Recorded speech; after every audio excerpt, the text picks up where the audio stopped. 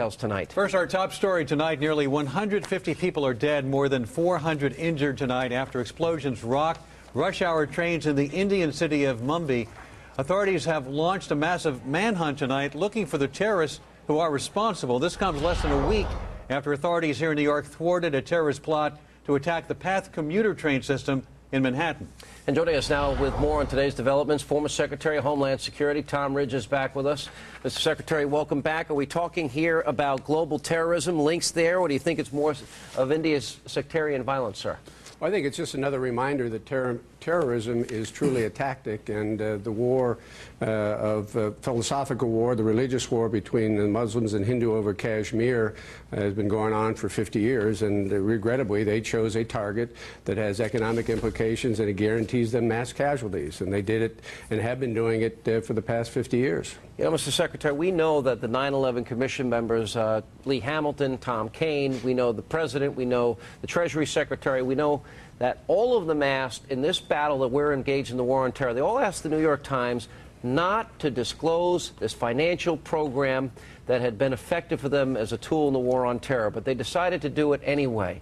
We now know that a leak also contributed to the early release of the story about the PATH trains in New Jersey. How dangerous is this when the media seems to be working against the best interests of the American people?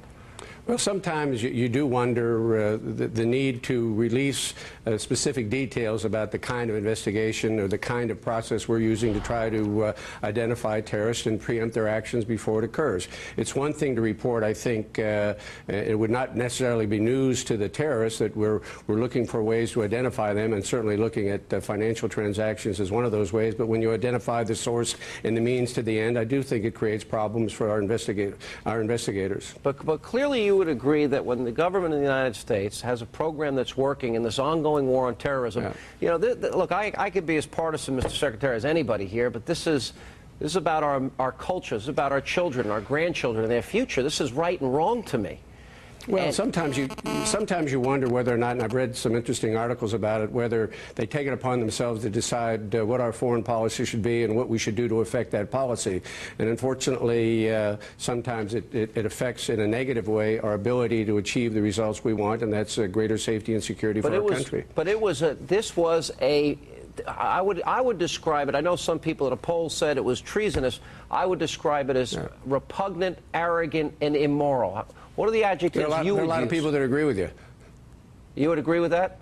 I think there was no need, I think, to relate the specific circumstances. Again, reporting on the fact that there is an effort underway, a sustained effort with which we have many partners around the world to look at financial transactions in order to find a network that may be financing terrorist activity is one thing, but then to identify the source and the means of and the process involved, I think wasn't necessarily designed to assist our warfighters in combating terrorism.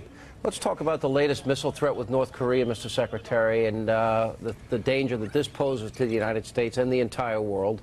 And I want to put it in this context. We have Ahmadinejad in Iran wants to wipe out Israel, and he restated that position again just this week.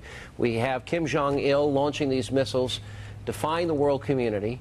And we have in the backdrop or the context of Time magazine saying that cowboy diplomacy of George Bush is over.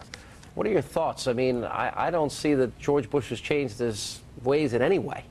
No, I think the president, throughout his presidency, has adopted the same approach that the presidents that have preceded him. Obviously, you look to military force as a last resort and efforts to undertake both bilateral and multilateral action against our enemies and against these forces, something the president has done from the get-go. When it comes to North Korea, this is a rogue regime that starved its own citizens, that signed a non-proliferation treaty, ignored it, ignored the entreaties of its neighbors in China and Japan and South Korea, the European Union and everybody else, and now has the audacity to say, we'll come to the table if you lift economic sanctions. I'm just hopeful that the Chinese can deal with their friendly neighbor in a way that brings them back to the table. Hey, Secretary Ridge, it's Alan Combs. Thank you for doing our show. What happened to those different color charts we used to see with terror alerts? Whatever happened to those? Well, I think the system's pretty well matured. You know, I told you guys a long time ago that every day that something did not occur gave us another day to embed more and more safety measures within our economy and around the country. And the threshold of raising that terror level is higher and higher every day because we have more and more security Seems like we only embedded saw into the those country. colors around election time, though. Since for President Bush was elected, I don't recall seeing any of those charts.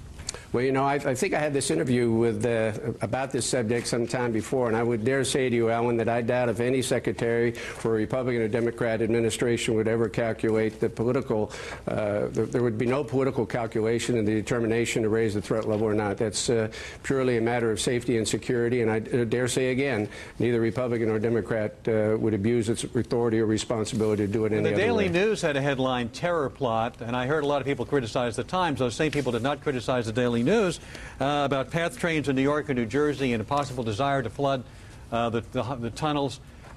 Should there have been would a color chart help? Would it help at that point to have an elevated alert, none of which happened? No, I think at that time, you know, first of all, I think there was a different communications regarding the specific nature of the thought. Some directed it specifically to the Holland Tunnel. Other sources said it was to the transportation system.